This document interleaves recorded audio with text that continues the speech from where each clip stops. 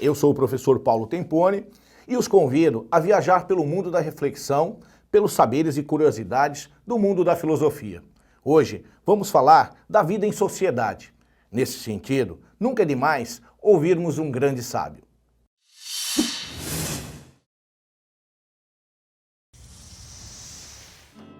A sociedade é uma espécie de comunidade, e toda comunidade se forma com vistas a alcançar algum bem. É evidente que a mais importante de todas e que conclui todas as outras, famílias e aldeias, visa ao mais importante de todos os bens. Ela é comunidade política.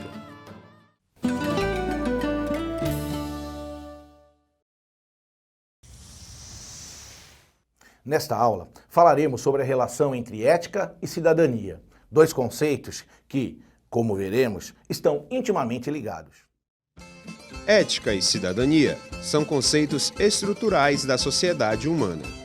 O convívio social é costurado pelos preceitos da ética e da moral, imprescindíveis para o exercício da cidadania, uma vez que estão relacionados às atitudes dos indivíduos e à forma como estes interagem uns com os outros na sociedade.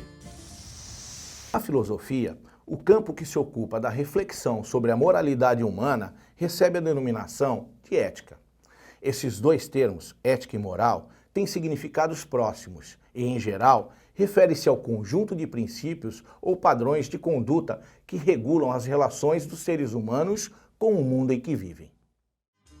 A ética tem a ver com o que cada um quer para a sua própria vida, suas aspirações, a que ponto quer chegar e como quer chegar ao seu objetivo.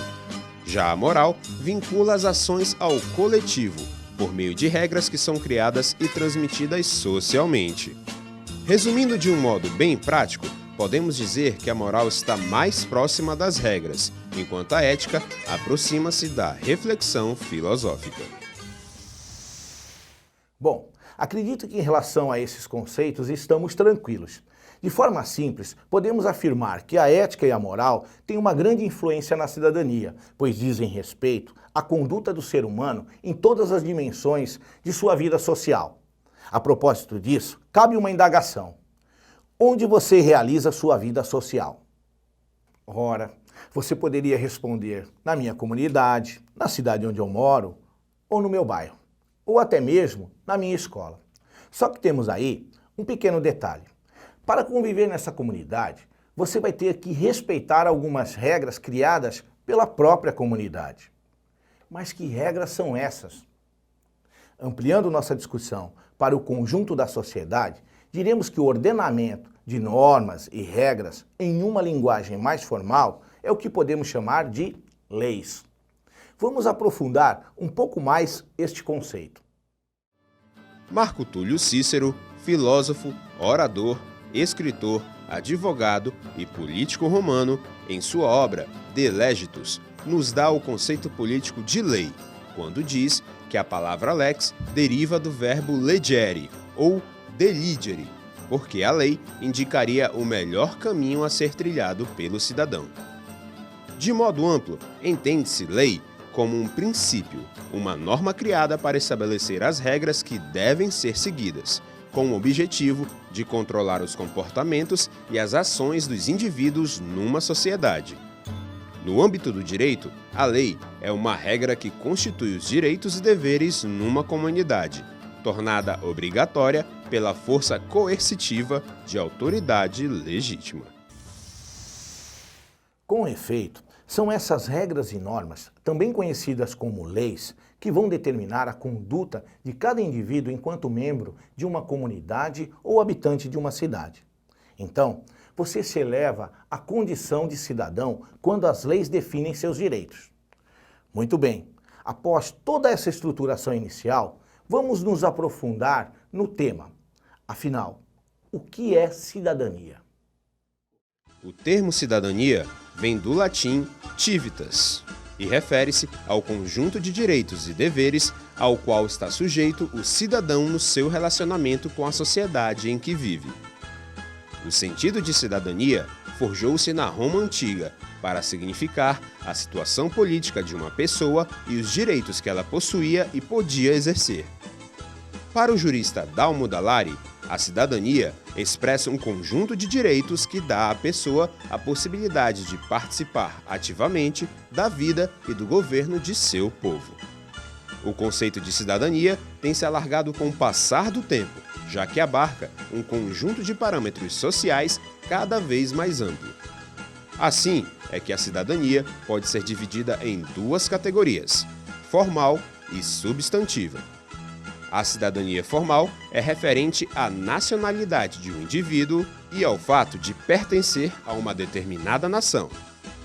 A cidadania substantiva é de um caráter mais amplo, estando relacionada com direitos sociais, políticos e civis. Vou insistir num aspecto. Vimos que a cidadania expressa um conjunto de direitos que dá ao indivíduo a possibilidade de participar ativamente da vida e do governo de seu povo. Mas como participar das decisões da sociedade a que pertencemos? Vamos estudar os primórdios desse conceito, retornando à Grécia Antiga para entender como isso funcionava na democracia grega. No sentido ateniense do termo, cidadania designava o direito do cidadão de participar das reuniões de decisão dos destinos da polis. Mas como essas reuniões aconteciam na Grécia Antiga? Elas eram realizadas na Ágora, que exerceu papel essencial na constituição dos primeiros estados gregos.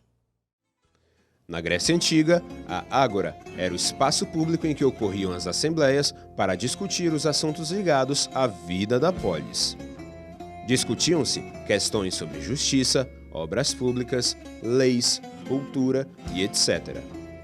Os cidadãos, que constituíam apenas 10% da população, determinavam os destinos de toda a cidade por meio do voto direto. Eram excluídos os escravos, os estrangeiros, as mulheres e os artesãos. Bom, até aqui nossa conversa já passou pelos conceitos de ética e moral, também pelos conceitos de lei e cidadania. Agora, você deve estar se indagando: em que momento esses conceitos se fundem ou se interligam? Como isso acontece no nosso dia a dia? Para apoiar nossa explicação, vamos realizar um paralelo histórico. Vamos investigar o fenômeno histórico da escravidão a partir de duas referências no tempo, na Grécia e na Roma antigas, e no Brasil colônia, para entender como historicamente a visão sobre escravidão mudou, passando de naturalmente aceita a uma forma de crime. Nas civilizações grega e romana, a prática da escravidão era comum. Em Roma, a partir do século VIII a.C., e na Grécia, desde a civilização micênica. Tanto na Grécia quanto em Roma, um homem podia se tornar escravo por dívida não paga ou por ter sido vencido na guerra. As leis que regulavam o comércio de escravos previam o direito do cativo de comprar sua liberdade por meio do acúmulo de um pecúlio.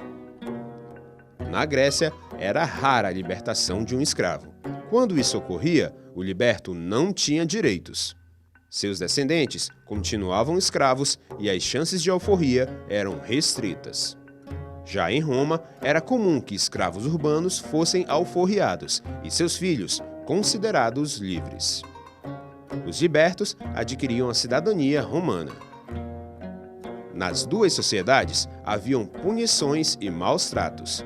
Os escravos podiam ser acorrentados e marcados a ferro, sofrer mutilações e ser condenados à morte.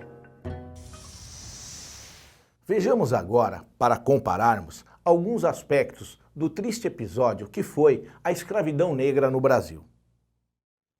A escravidão começou no Brasil no século XVI. A coroa portuguesa escravizou primeiro os índios, mas os religiosos se opuseram. Comerciantes de escravos passaram a capturar os negros das colônias portuguesas na África para vendê-los como mercadoria no Brasil. Os escravos trabalhavam nos engenhos de açúcar e, a partir da segunda metade do século XVIII, nas minas de ouro. Os cativos recebiam um tratamento degradante. Comiam alimentos de péssima qualidade, dormiam em senzalas e eram castigados. Não podiam praticar sua religião nem seguir sua cultura. As mulheres executavam principalmente atividades domésticas. Os filhos de escravos também tinham que trabalhar por volta dos 8 anos de idade. A escravidão só acabou no Brasil no ano de 1888, após a decretação da Lei Áurea. Hoje, na letra da lei, a escravidão está extinta. Porém, em muitos países, principalmente onde a democracia é frágil, são praticadas formas de escravidão em que mulheres e meninas são capturadas para serem exploradas em trabalhos domésticos e tantas outras atividades. Este paralelo histórico sobre o triste episódio da escravidão permite compreender que, historicamente, a visão e o entendimento sobre a escravidão mudaram. Também mudou a postura diante deste tema, que passou de naturalmente aceito a uma forma de crime prevista no ordenamento jurídico na maioria dos estados modernos.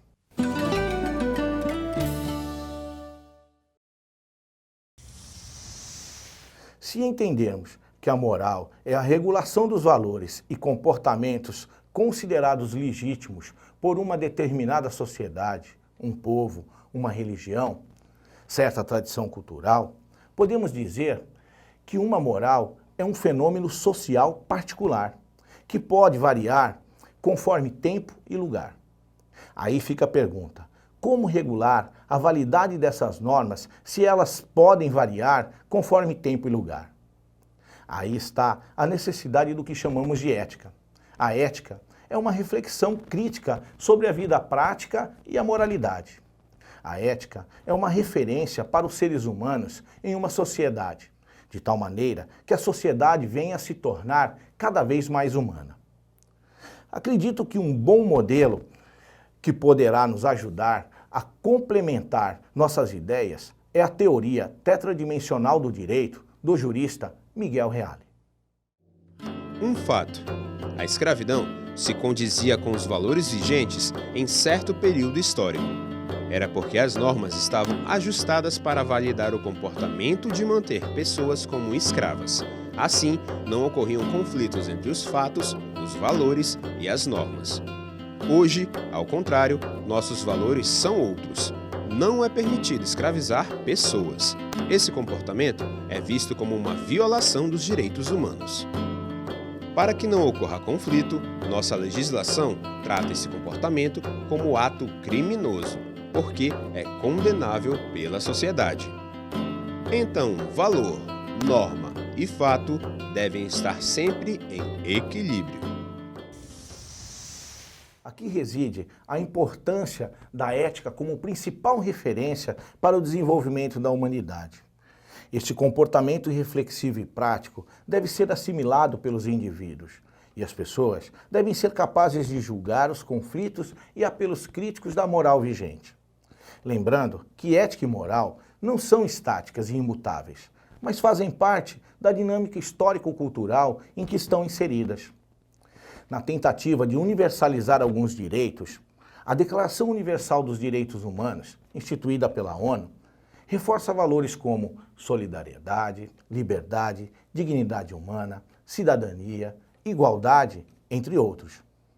Mas a declaração não garante que as pessoas irão assumir a prática de tais valores. Por isso, muito mais do que conhecermos os nossos direitos para a plena cidadania, é necessário também estar atento aos nossos deveres. Agora, seu trabalho como estudante é pesquisar mais sobre o tema ética e cidadania, sobre seus direitos e deveres como cidadão. Também procure ler a Declaração Universal dos Direitos Humanos. Compare a nossa Constituição. Depois, faça uma reflexão sobre suas atitudes enquanto cidadão. Muito bem, estamos finalizando mais uma aula.